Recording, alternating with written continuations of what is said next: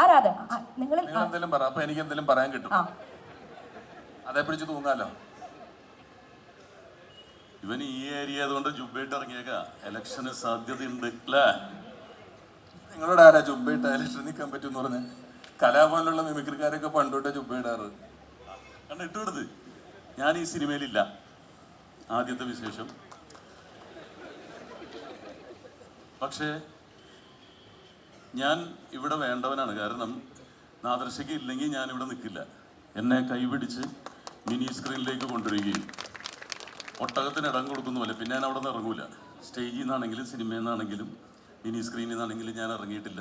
ആ ഗുരുവിൻ്റെ അനുഗ്രഹം കൊണ്ട് തന്നെയാണ്. പക്ഷെ അദ്ദേഹത്തിൻ്റെ എത്രാമത്തെ സിനിമയാണത്?